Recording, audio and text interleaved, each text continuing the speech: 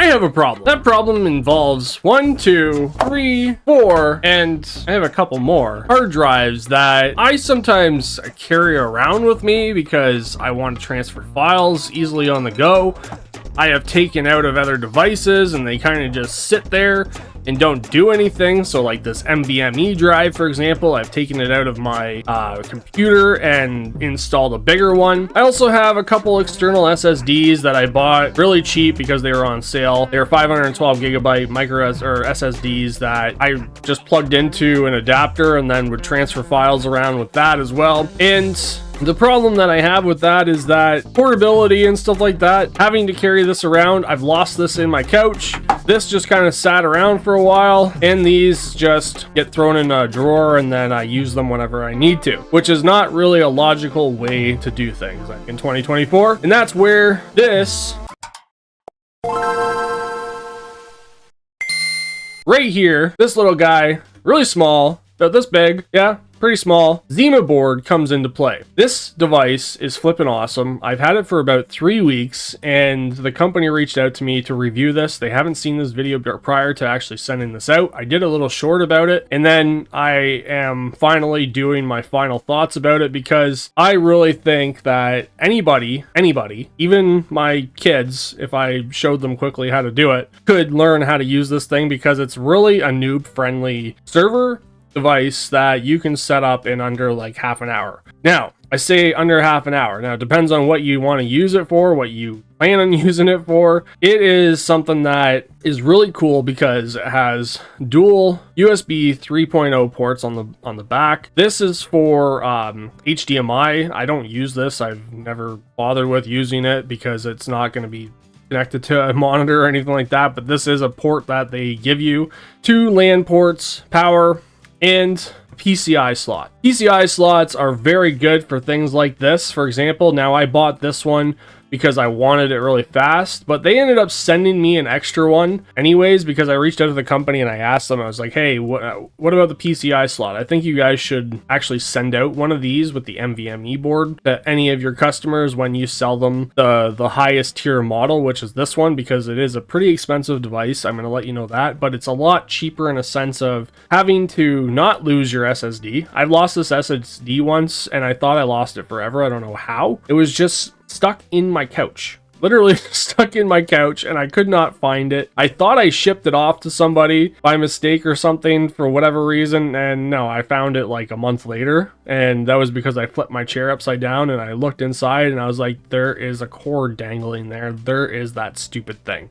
Yeah, so now I don't have to carry this around, and I'm going to show you that in a few minutes here after I connect this all back up. Now, it also has dual SATA connections. This is the coolest thing ever. It came with a dual SATA cord. Now, I don't remember if you have to buy this extra or not, or if it comes with the highest tier one, but it does have dual SATA connections, so that means that I can plug in 2 SSDs into this, and I can just be on my merry way. So basically this only goes in one way and these all only go in one way. You just have to look at the actual angle of them. And I already have my little strap. This is just a strap that I put around it myself.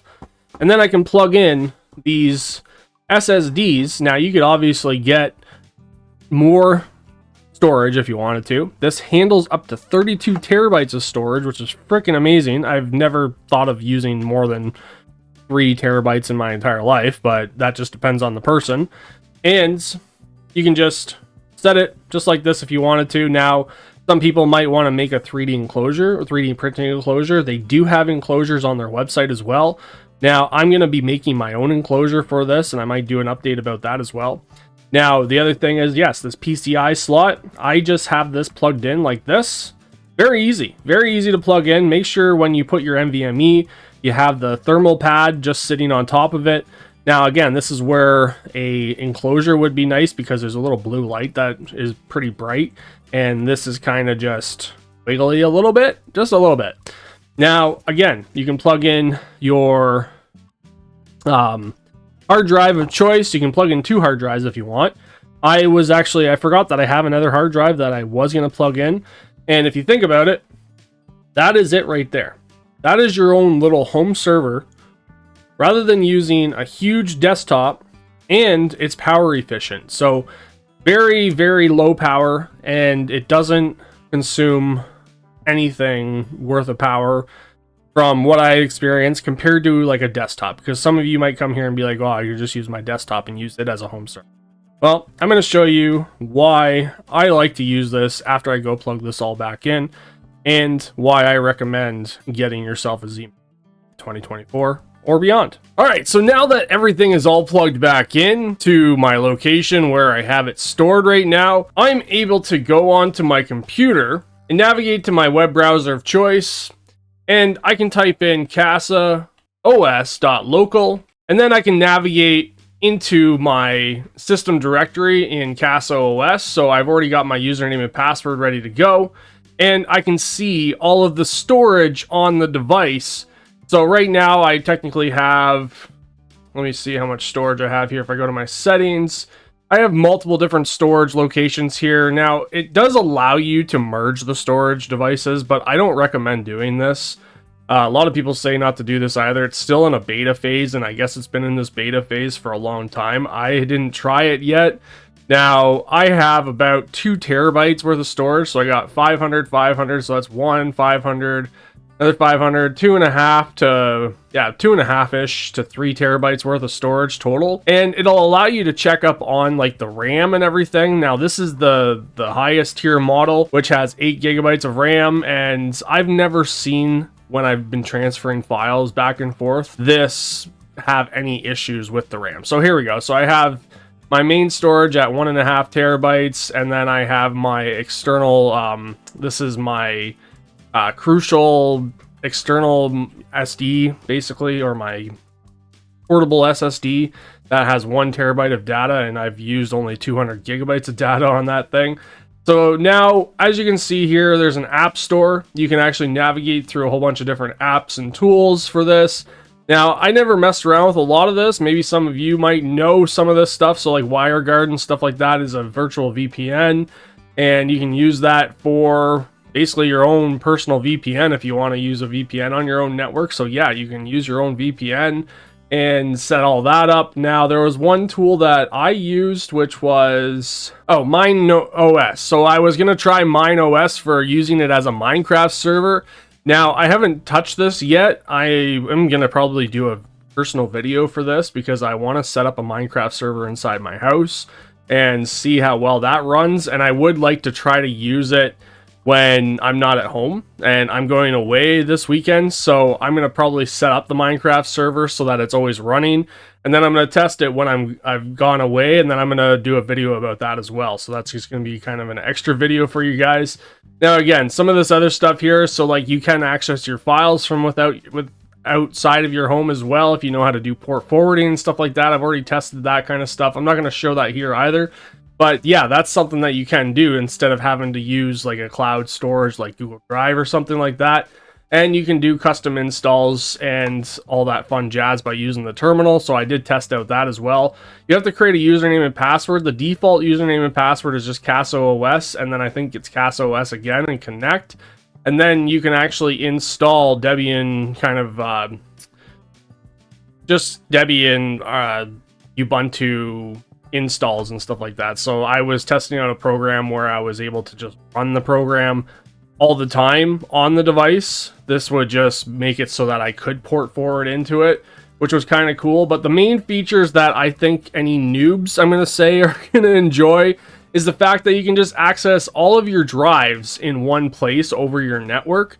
Now, the biggest thing is that you have to share these drives. So in here, I go to my mount. As you can see here, I have a little share icon, and that means that these drives have been shared. So I click on these 3 lines, and then I clicked on a feature that said to share this, and that'll allow me to see this on my local network or inside of my default file explorer, which I'm going to show you in a minute.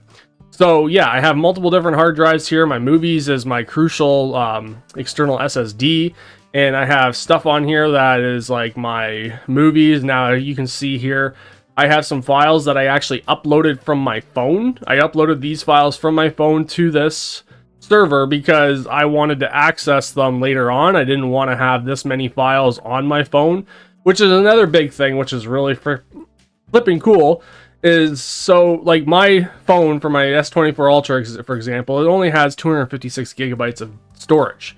So that's unfortunate because we can't put micro SD cards in there anymore, and you could just upload any videos to your cloud home server rather than having to worry about, you know, having a little micro SD card adapter or something like that that you could lose or something, and save those videos for eternity. And maybe you went out for the weekend and you took some videos and stuff, you wanted to back them up to your home server, because it doesn't take too long for that to occur. So like I can delete these now because I don't actually need this footage anymore, and it does take seconds to actually delete. Now I have my desktop that's connected right now hardwired into my actual router that is connected to the thing. So what I'm going to show you right now, which is kind of really cool, say I wanted to go and get some games off of my home server. So yes, I have some games that are backed up in here, and I'm going to grab a Wii game. I'm going to grab Mario Kart, for example. I can click the three dots and then just download this, click keep, and look at how fast this goes. It's 2.583 gigs. I can download this file directly to my computer, and then I can just use it for whatever I want to use it for, right? Obviously I'm going to use it for some emulation or whatever, but yeah, I can download this directly to my computer. It doesn't take too long, and this is a really good thing for, say you have a device that doesn't have a lot of storage, like my phone again, and you wanted to just play a couple of games at a time. You could keep all of these games just sitting here, for example, and then if you were done with like Donkey Kong Country and Kirby's Dream, whatever, you could just put them back on your cloud storage or delete them off your device, and then you know that you always have them. And the other thing that is really cool about this is I have this set up so that I can use a tool called Folder Sync. So Folder Sync is a tool that I use on my phone that I can transfer all my game saves directly to my computer. And how I do that is I have all of my game saves in my emulation folder, in my saves folder right here, and then I have specific folders for each type of emulation games. So I have a full folder of retro games. The reason why I set it up this way is because all of these standalone emulators save games in different ways. So as you can see, I don't have any GBC ones backed up or anything. NES I have backed up. Saturn I don't have anything backed up. SNES I do have some backed up. And how that works, Folder Sync is basically a tool to actually pick what folder you want to back up directly to one of your cloud storages. And it's a really cool tool to actually be able to use for that, because if you have multiple different devices that you play with, you could just, you wanted to play on the Retroid Pocket 4 Pro and you wanted to transfer that game save over to it, you could just use Folder Sync and do so. It's pretty easy, it's pretty simple. If you guys want me to do a video about that, I can do that as well. Now, that's why I think this is cool. Like, you can back up all your zipped Switch saves, because for Switch saves, for example, you have to back them up via a zip file. And yeah, it's really flipping awesome to do that. Now, the other cool thing, which is something I'm going to show you in a second here, is that you can, you know, have a movie server, for example. If you want to have a movie server on your home network, say I wanted to watch some Halloween. It's Halloween right now. I can click on this, and I can just directly watch this straight to my computer from the internals of this device. Or what I would probably prefer to do is, like on the actual network itself, is go to the shared folder on the bottom left hand side. I can go here and click on movies, for example, and there's a little section right here that says, that has three dots. Go to, you get your network path. You can copy this whole network path. So this is for PC, for Windows at least. And you can go into your file explorer, which is what I'm going to do right now. Go to this PC. Now I already have this in here. So this is my network path right here. So I'm going to actually delete this one. And then I'm going to go like this. I'm going to go add network path. So I right click and click on next. Now you have to be on the same network that your actual ZimaBoard is connected to. Click next again, and then paste that path. And then click next again. Now it'll give you an option to change the name for this. So what I'm going to name this is Movies Crucial X8, because that's what it's called, I guess, is my X8 SSD. Click next again, and then open this network location once I do that, and then you'll have access inside of your file browser rather than having to go into a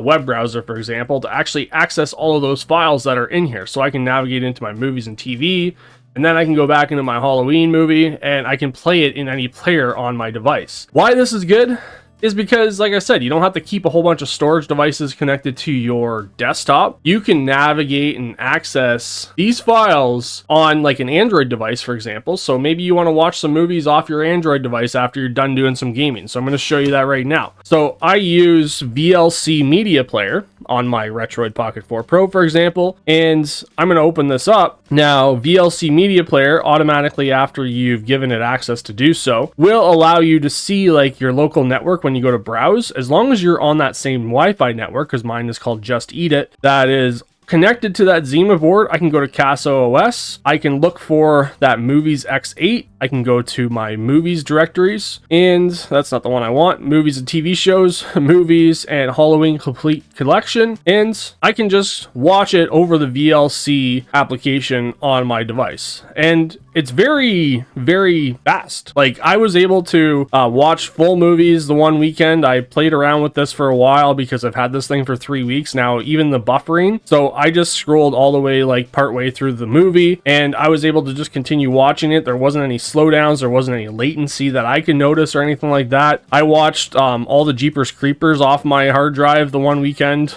because I was testing things out, and it worked out really well. And yeah, it sounds good. The volume and everything of the VLC Media Player, like, it depends on your speakers of your device, of course, but yeah, you could just pause it and then continue where you left off kind of thing as well, and come back to it later. Now that leads me to my next thing on an Android device for the gaming side of things, is that Root Explorer. This is a tool that I use, at least. I'm able to press the plus icon, go down to Network SMB, and now this will give you an option typically to actually search for a network drive. So if I go delete this, for example, so delete this item, and I click on scan, it'll scan for the network drive on your actual computer or on your network, which is going to be 192.168.123. And the reason why I know that is this: I can go into my CasaOS and I can actually search for this. And the way that I do this is I can navigate over to my computer again and go to CasaOS once I'm logged in, and go to my terminal, and then log into my terminal, go to connect, and then I can type in here, after I've logged in, IPADR, just like so, and then I can look for the actual IP address. Now, mine for some reason has set up multiple different IP addresses. I don't know if one is faster than the other. I have two Ethernet cables plugged in. I've always used the 192.168.3.123. Not sure why it sets up two different. I think it's because it's two different connections on each of those routes through the Ethernet. So if I go to SMB, add a network drive, and say I wanted to add like another network drive, I guess I could probably do so. So let's delete this one.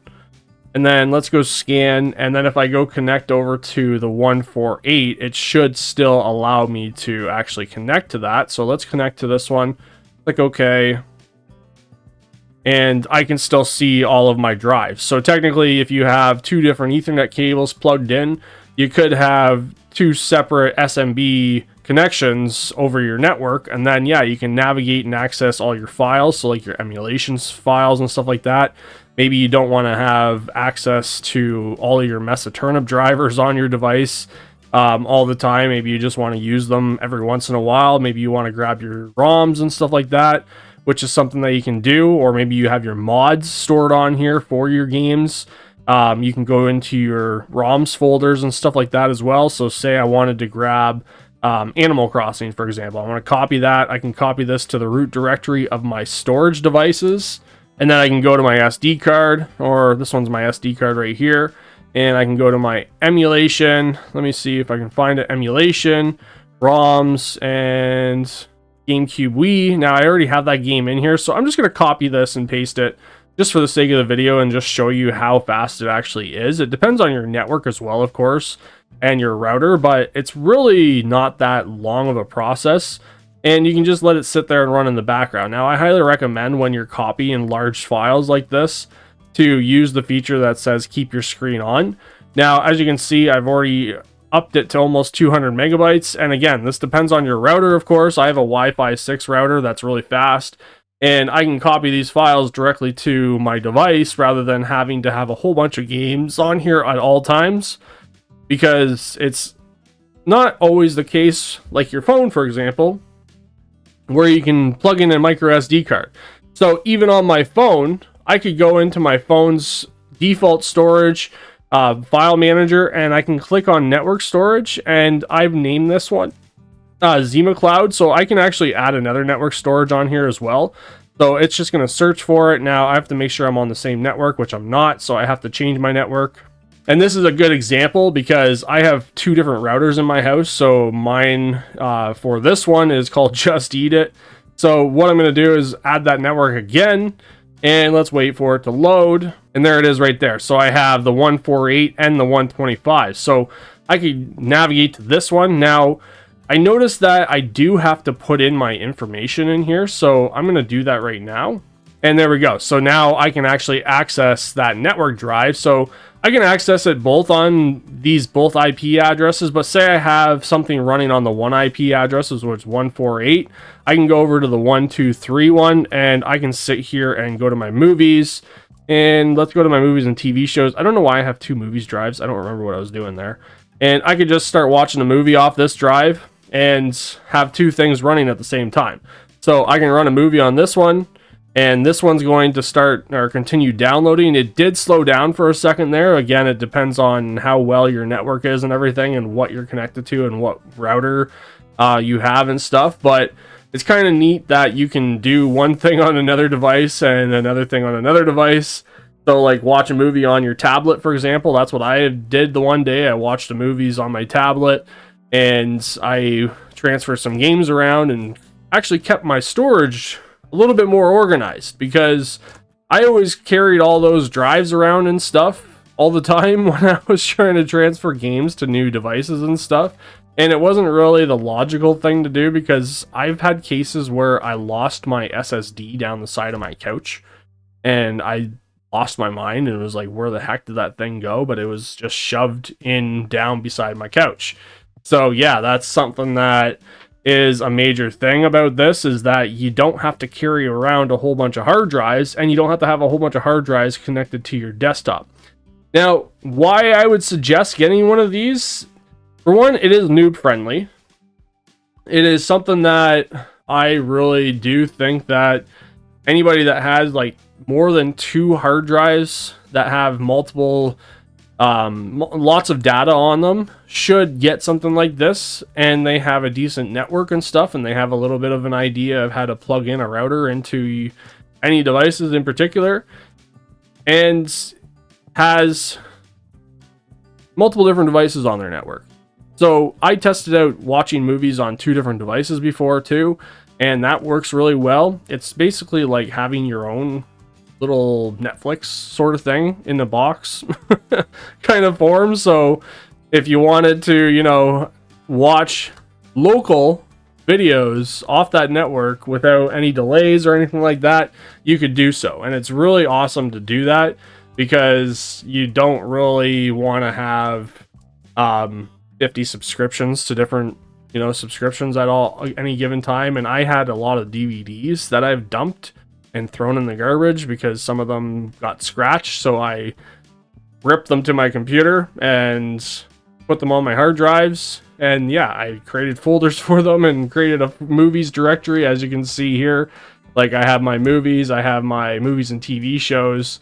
And yeah, these are all movies that I've ripped over the course of times and got them put onto my hard drive. So that is one big thing that I really think is very beneficial to getting a ZimaBoard. I know the price might seem a little bit misleading, but honestly, I looked into getting a Pico, a Raspberry Pi before, and I just had no clue as to what the heck I was doing with that.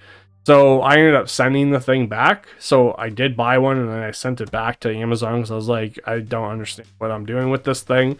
And then I was like, I don't want to spend hours trying to like investigate how to flash images to it and stuff. So I said, screw this, I'm sending it back. And then this company reached out to me and they asked me, hey, do you want to test this out and review it? And I said, yeah, for sure. Like I Had no idea what it was at the time, and then I googled it quick, and I was like, yeah, definitely, I want to send this off to me. And as you can see, there's that file right there. I transferred it over pretty quick there. I know it took a little bit longer because I was actually streaming a movie. I'm not going to delete it though because I already have it on here. But yeah, it's definitely something that I highly recommend, and if you can find it on sale, that'd be great as well. Now, I'm going to ask the company after finalizing this review if they have any promotion codes or anything like that they can send over my way for you guys to use. That is basically it in a nutshell though. Highly recommend getting one of these if you're looking for something that's going to keep your data safe, your data organized, and keep it in a small compact location. Because some of you might be like, oh, I could have just used my computer. Well, no, like I shut my computer down all the time, and that's at nighttime at least, and I don't really leave it running, and it's not good to keep your computer running all the time because you're using more power inside your home. This is low power efficient device, and it's small and it can be placed anywhere. You can hide it somewhere. Like I have it hidden on my dresser behind a couple things where it just stays safe and doesn't get in the way. So definitely recommend one of these for you guys to get if you're looking for something like this. It is noob friendly, it's easy to set up. I literally just followed the manual and then kind of played around with it for some time and got it going myself. And now, as you can see, like I can just access all of these different folders because I've shared all these different folders and access all my files in here. It's basically like it's just sitting on my computer because it's so fast that I can just navigate into this folder and grab all these games and stuff. Yeah, I'm showing you some games. Maybe shouldn't right now, but that's it. That's basically it. Get yourself a ZimaBoard. Highly recommended. I would not recommend even a Raspberry Pi to anybody unless you really like to tinker with that kind of stuff and flash your own stuff to it. But yeah, I might do another video soon about how to set up a Minecraft server for that. Have a nice day. See you next time. Love you all. And bye-bye!